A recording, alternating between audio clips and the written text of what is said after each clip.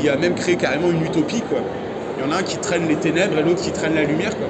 Mais c'est pas le gentil qui traîne la lumière, contrairement à ce qu'on pourrait penser. C'est pour ça que Berserk est une œuvre stylée.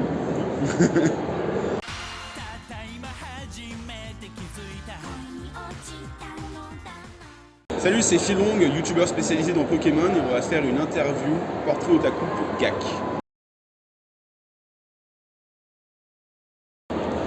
Yotsubato de Azuma, c'est l'histoire d'une petite fille et son père adoptif qui s'installent en banlieue au Japon et il leur arrive plein d'aventures rigolotes. Et c'est un manga slice of life qui est super choupi. Et moi qui commence à arriver à l'âge où je me dis qu'avoir des enfants ça pourrait être une bonne idée, je m'identifie pas mal, surtout que le père travaille à la maison et elle arrête pas de faire des bêtises et je trouve ça vraiment cool. Je trouve ça un peu plus logique de m'identifier à ça qu'à un shonen neketsu. Je vais pas te dire que je suis Naruto parce que je ne fais pas des arts ninja donc...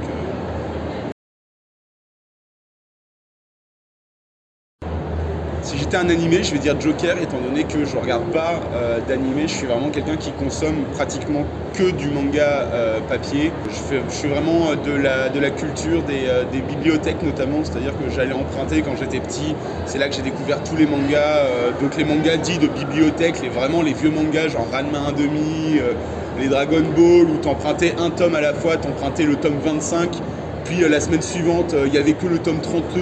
Donc tu reprenais le tome 32 et puis après tu revenais en arrière, tu prenais le tome 8. Moi je n'avais même pas fait gaffe qu'il y avait une histoire globale sur ces mangas. Donc je vais passer mon tour sur les animés. J'ai jamais trop regardé d'animés, ça m'intéresse moins. Si j'étais un personnage de manga, je dirais Fukamachi dans Le Sommet des Dieux, qui est une œuvre, un chef-d'œuvre que je vous conseille de lire, de Jiro Taniguchi. Il y a eu un film d'ailleurs fait avec des Français et des Japonais récemment, qui est un chef-d'œuvre d'animation, vraiment, donc courez le voir. Fukamachi, c'est un photographe qui est sur les traces en fait de Joji, qui est un très grand alpiniste, qui est assez mystérieux, qui est passé un peu sous le radar et tout, et qui veut grimper l'Everest en hivernal, en solo, sans oxygène. Donc un peu le truc ultime ex. Il n'est pas forcément très très fort, mais il est passionné. Et il essaye de suivre en fait un peu, il essaye de le retrouver et puis ensuite de le suivre. Et il en chie pas mal. Et moi qui fais pas mal de montagnes, je m'identifie un peu au gars, voilà.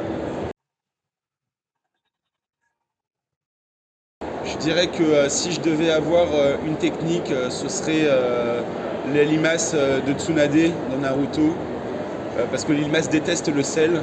Comme moi j'adore le sel, ça ferait voilà, le yin et le yang, tu vois. Exactement. Voilà, le ninja du sel. Puis sinon, non, mais le concept de pouvoir se diviser et soigner un max de monde, finalement, est-ce que c'est ça? C'est pas de ça dont on a besoin un peu sur Terre, tu vois. Non, on est peace and love ici. Si j'étais une énergie spirituelle, celle qui m'attire le plus, c'est vraiment le nen. Plus que le chakra ou le ki, j'aime beaucoup le nen. Mais le concept de, en fait, c'est juste à 1 sur 100 millions qui a tel talent ou 1 sur machin. Mais tout le monde en a un peu, tu vois.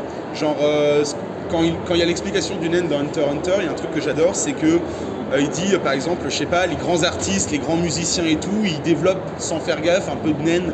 Et c'est pour ça que ce qu'ils font est magnifique, etc., etc.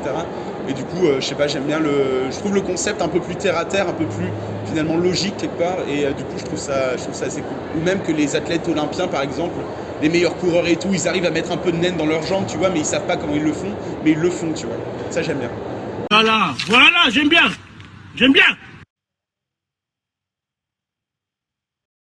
Transformation de Ranma. Se transformer en meuf, ça me fait beaucoup rire l'idée quand t'éternues et du coup, comme c'est un peu mes débuts sur les mangas, je veux dire ça un peu par défaut. Ça doit être marrant d'éternuer, de se transformer en meuf. Ça, tu peux tester un peu tous les trucs selon ton kiff du moment. Je pense que ce serait Edward et Izumi contre Grid dans Full Metal Alchemist, avec Alphonse qui est pris en otage et tout. Et t'as le maître qui arrive et qui dit: qu'est-ce que vous faites à mes élèves? Je vais vous détruire. Et le mec il essaye de commencer à parler en mode attends je t'explique et puis elle le déboîte et puis elle se pète l'os de la main mais elle le défonce quand même. J'aime beaucoup et puis c'est un de mes passages préférés dans le manga aussi. Après avec les impériaux qui arrivent et tout et du coup je vais dire ça ouais. He definitely needed the exercise. Teacher, careful! He's a... Yes, I know. I could hear the two of you all the way down the hall. Oh, give me a break. Don't tell me you're gonna try and start anything, lady. It's no fun fighting a woman.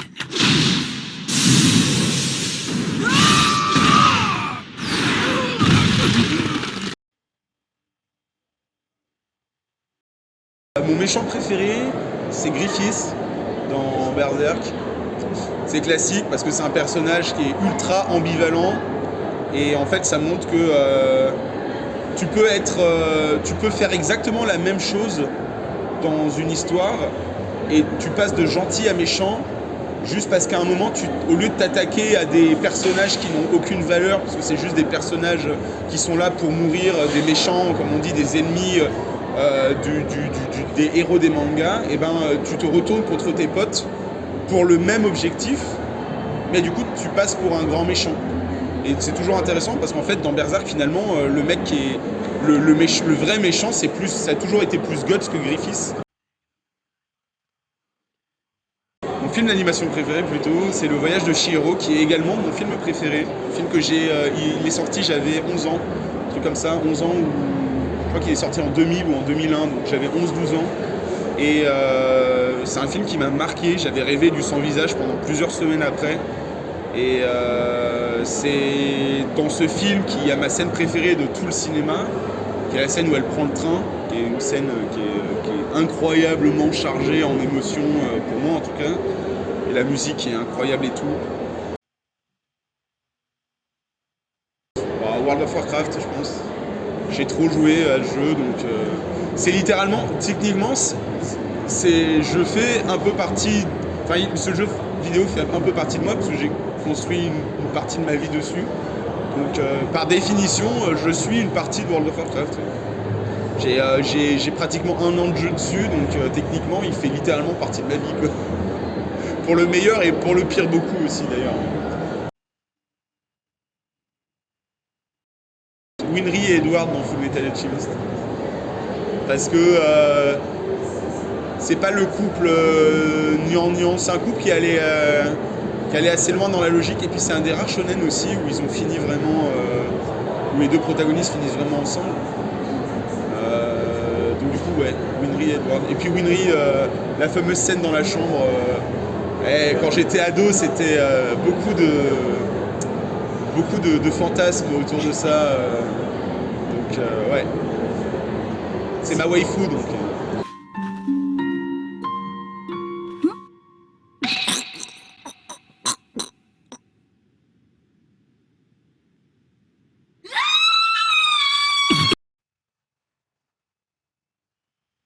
J'ai 2 réponses, un lieu pour lire un manga. Premièrement, une bibliothèque avec toute la collection de mangas de la bibliothèque et je peux prendre ce que je veux. Et deuxièmement, quand j'aurai ma maison, un de mes fantasmes entre guillemets, c'est d'avoir une sorte de mezzanine où je mettrai toutes mes bibliothèques, tous mes trucs. Je mettrai une grosse moquette bien moumoute et je mettrai des poufs et je lirai par terre comme quand j'étais enfant. Et je vois très bien la scène avec les 50 mangas d'une œuvre complètement éparpillée, puis moi qui lis comme ça, donc voilà. Si j'étais un opening d'animé, j'en ai pas regardé des masses, mais il y en a quand même qui m'ont marqué. Je crois que le plus drôle c'est l'opening de Nichijou, qui est un manga complètement délirant. Même si vous ne connaissez pas le nom de l'animé, vous avez certainement vu des extraits sur YouTube. C'est l'animé en mode slice of life, mais quand il leur arrive des trucs, ils réagissent en mode shonen. Genre la meuf se fait mordre par un chien, et genre elle tire un laser qui va traverser le soleil. Ça vous dit rien ça? C'est extrêmement drôle, je vous conseille cet animé, c'est hilarant. Ça n'a aucun sens, mais genre par exemple, je sais pas, genre elle est en train de manger, ça tombe de sa baguette, et puis il y a une scène de combat pour essayer de récupérer avant que le truc tombe par terre. Et du coup, elle est là avec la baguette en mode vraiment c'est mieux animé que Naruto ou ce genre de truc, mais pour récupérer un bout de riz qui est en train de tomber par terre, tu vois. C'est très très drôle, Nichijou. Ah, les endings, ça me marque moins, donc je vais dire un peu Joker. Si, les endings de Keion, qui est un animé de musique où t'as des meufs qui font un truc de musique que j'avais regardé dans les 2 années où je regardais des animés, donc quand j'avais 18-20 ans. Donc c'est un animé des années 2010, début 2010, et à la fin en fait c'est carrément des clips en fait qui ont été vendus comme des singles au Japon, et il y en a quelques-uns que j'aime bien, ouais.